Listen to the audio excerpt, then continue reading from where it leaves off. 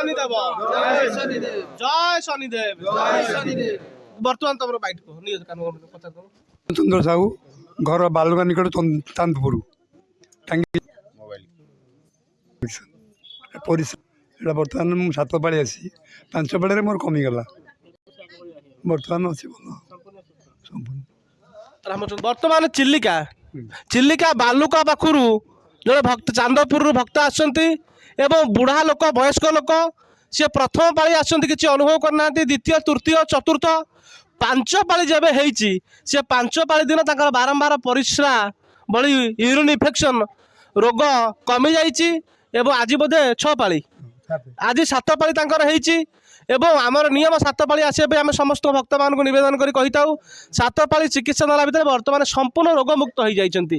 ଇଏ ଅନୁଭୂତି ଛୋଟିଆ ଅନୁଭୂତି ନୁହଁ ଗୋଟେ ପରିସ୍ରା ଇନଫେକ୍ସନ୍ ବହୁତ ମାରାତ୍ମକ ରୋଗ ବହୁତ ଦିନ ଧରି ଆମେ ମେଡ଼ିକାଲରେ ଚିକିତ୍ସା କଲେ ମଧ୍ୟ ଆର ଉପଶମ ପାଇପାରେ ନାହିଁ ବ୍ରହ୍ମାନଣ୍ଡ ପ୍ରଭାବରୁ ନିଶ୍ଚିନ୍ତ ଭଲ ହୋଇଛନ୍ତି। ଆମେ ତାଙ୍କ ଉଦ୍ଦେଶ୍ୟରେ ମଧ୍ୟ ଆଉ ଥରେ ଠାକୁରଙ୍କ ହରିବୋଲ ଦେବା ସମ୍ପୂର୍ଣ୍ଣ ସେ ସୁସ୍ଥ ରୁହନ୍ତୁ। ଜୟ ଶନିଦେବ ଜୟ ବାଞ୍ଛା ବଟ। ଆଉ କିଏ ରୋଗୀ ଅଛନ୍ତି? ମୋ ନାଁ ମିନତି ଦାସ ଆମ ଘର ପରାଜପୁର ଆଉ ମୋ ଆଣ୍ଠୁ ଚାଲୁ ନଥିଲା ଅପରେସନ୍ ହେବାକୁ ଯାଉଥିଲି ଆସିକି ବାବାଙ୍କ କେତେ ପାଳି ଆସିଲ? ମୋର 9 ପାଳି ହେଲାଣି 7 ପାଳି ଆଇଥିଲେ ଆଉ ବର୍ତ୍ତମାନ ଦେଖନ୍ତୁ ଜଣେ ପ୍ରହରାଜପୁରରୁ ଆସୁଛନ୍ତି ଡାକ୍ତର ପାଖକୁ ଯାଇଥାନ୍ତି ଆଣ୍ଠୁ ଅପରେସନ୍ ଥରେ ଯଦି ଆଣ୍ଠୁକୁ ଅପରେସନ୍ କରାଯାଏ ଜଣେ ଜୀବନ ସାରା ଚେକା ମୋଡ଼ି ବସିବାକୁ ଡାକ୍ତର ମନା କରିବେ କହିବେ ଚେୟାର ଉପରେ ବସିଲେ ଆଣ୍ଠୁ ଖରାପ ହେଇଯିବ କିନ୍ତୁ 9 ପାଳି ବ୍ରହ୍ମନନ୍ଦର ସ୍ପର୍ଶ ପାଇଲା ପରେ ଆଉ ଆଣ୍ଠୁ ଅପରେସନ୍ କରିବାକୁ ପଡ଼ିନି ବର୍ତ୍ତମାନ ସମ୍ପୂର୍ଣ୍ଣ ସେ ସୁସ୍ଥ ହେଇଯାଇଛନ୍ତି। କିନ୍ତୁ ଇଏ ମଧ୍ୟ ସେ ବ୍ରହ୍ମନନ୍ଦର ପ୍ରଭାବ ବ୍ରହ୍ମନନ୍ଦ ପ୍ରଭାବରେ ଭଲ ହେଇଯାଉଛି। ଆମେ ଯେଉଁ ବାର୍ତ୍ତା ଆମେ ଯେଉଁ ଭିଡ଼ିଓ ପ୍ରସ୍ତୁତ କରୁଛେ କ'ଣ ନା ଅନେକ ରୋଗୀ ଏ ପୃଥିବୀରେ ଅଛନ୍ତି ଭାରତ ବର୍ଷରେ ଅଛନ୍ତି ଓଡ଼ିଶାରେ ଅଛନ୍ତି ତାଙ୍କ ପାଖରେ ବାର୍ତ୍ତା ପହଞ୍ଚିବା ଦରକାର ଏବଂ ସେମାନେ ଇଏ ବହୁମୂଲ୍ୟ ଚିକିତ୍ସା ପଦ୍ଧତିରେ ଆରୋଗ୍ୟ ନ ହୋଇ ଇଏ ବ୍ରହ୍ମଦଣ୍ଡ ଦ୍ୱାରା ଆରୋଗ୍ୟ ହୁଅନ୍ତୁ। ଆଉ କିଏ ଅନୁଭୂତି ଦେବେ କି ଅଛନ୍ତି?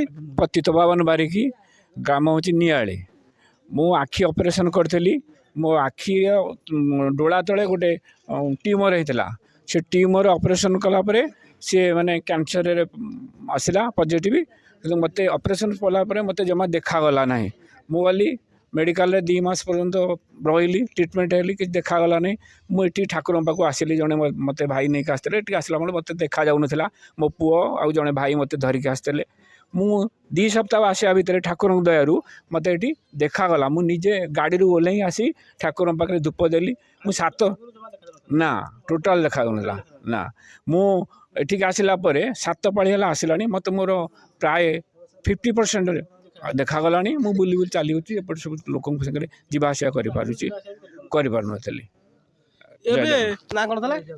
बारिक जे कि नियालू आसुँच जमा आखिकी देखा जाऊन जो शनि मेलार गोटे पद अच्छी अंध को दिशिला छोटा चलला निसंतान कथा कहला ताको मिछ बोली भाविबा नहीं अच्छी अच्छी बोली बोइले सबू ठाबरे अच्छी नाही नाही बोली बोइले कौ ठाबर नहीं आज शताधिक भक्तों सामने मु कहूँ मु तो प्राय किसी कहया विशेष भल पाएनि कहीं कह भल पाएनि आपण मान पाखे सी अनुभूति कहूँ जितेबाला आम आज ओडिशा रे विभिन्न जगह प्रोग्राम करुचु गत वर्ष जो 4000 5000 लोक ये दैनिक भिड़ हेले किसी खल प्रवृत्ति लोक आसिले मत बहुत विरोध आसला मो ना पेपर रे खराब जिनस बाहरला बाबा एमती सेमती पुलिस आसीनी पुलिस आसला बाबा को बांधीदेला ये गला एमती बहुत अपप्रचार कले कहीं जितेबाला धान गछ लगे बालुंगा ऑटोमेटिक उठे तेणु मोर गोटे विश्वास था जदि मोर जदि जिनसा ठीक हो जी भक्ति थी ताले अनुष्ठान केबे बंद हम नहीं कि मु बाहर सबू बालेश्वर प्रोग्राम कली ब्रह्मपुर प्रोग्राम कली रंभारे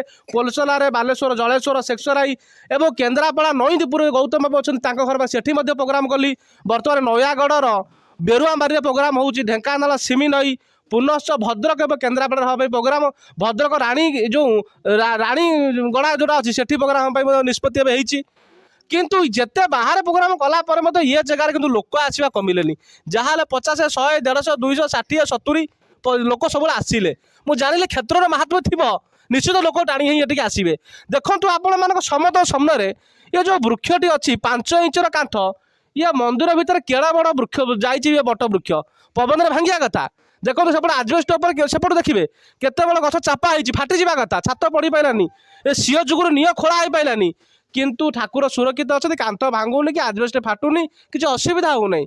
ତେଣୁ ଆମେ ଅଛି ବୋଲି କହିଲା ପ୍ରହ୍ଲାଦ, ତା ପାଇଁ ଖୁଣ୍ଟ ଭିତରୁ ଠାକୁର ବାହାରିଥିଲେ। ଆମେ ଅଛି ବୋଲି କହିଲୁ ଇଏ 5 ଇଞ୍ଚର କାନ୍ଥ ଭାଙ୍ଗୁ ନାହିଁ, ଆଙ୍କ ଆଖିକି ଦେଖାଗଲା, ଆକୁ ଆମେ ତର୍କରେ ମାପି ପାରିବା କି?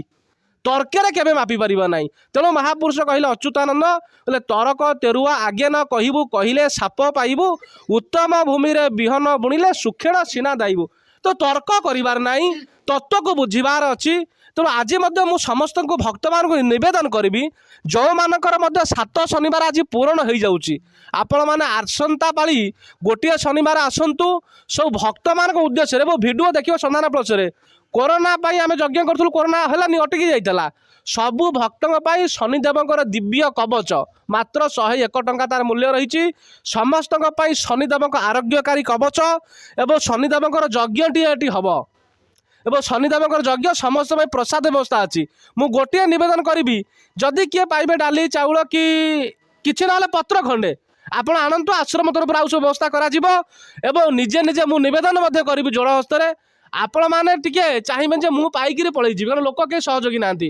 ଚାହିଁବେ ଟିକେ ବରଂ ମୁଁ ସେବା କରେ ସମସ୍ତଙ୍କ ପାଇଁ, ଆମେ ଟିକେ ନିଜେ ପରିବା କରିବା। ନିଜେ ଗୋଟେ ଶନିଦେବଙ୍କର ମେଳା ଆରମ୍ଭ ହେଉଛି, ମାଘ ମାସର ମେଳା, ପୂର୍ଣ୍ଣିମା ଆମର ପଳେଇ ଯାଇଛି। ତ ପ୍ରଥମ ପାଳି ମେଳାରେ ଆପଣମାନେ ସମସ୍ତଙ୍କୁ ମୋର ନିବେଦନ, ଆପଣମାନେ ବସନ୍ତୁ। ସକାଳ 7ଟା 8ଟାଠୁ ମେଳା ଆରମ୍ଭ ହେବ, ଠିକ୍ 10ଟା ବେଳକୁ ବ୍ରହ୍ମଦଣ୍ଡ ଚିକିତ୍ସାରେ ଆମେ ଶିବିରରେ ବସିବା।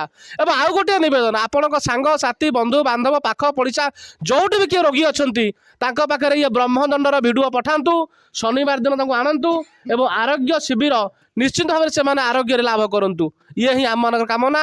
ଏବେ ଆମ ଠିକଣା କହିବୁ, ଯେକୌଣସି ଜାଗା କଟକରୁ କଟକ ଆସିବେ, କଟକରୁ ଜଗତସିଂହପୁର ଆସିବେ, ଜଗତସିଂହପୁରରୁ ବାଲିକୁଦା ଆସିବେ, ବାଲିକୁଦା ପାଖରୁ ପୂର୍ବରୁ ମଧ୍ୟ ପଡ଼ିବ ଗୋପାଳପୁର ଛକ, ଜଗତସିଂହପୁରରୁ ବାଲିକୁଦା ରାସ୍ତାରେ ଆସିଲେ ଏଠି ପଚାରିବେ ଗୋଗଳ ଗ୍ରାମ ଶନି ମନ୍ଦିର। ଶନିବାର ଦିନ 7 ଘଟିକାରୁ 10 ଘଟିକା ଭିତରେ ଆସନ୍ତୁ, ପ୍ରସାଦ ପାଆନ୍ତୁ, ଚିକିତ୍ସାରେ ଭାଗ ନିଅନ୍ତୁ।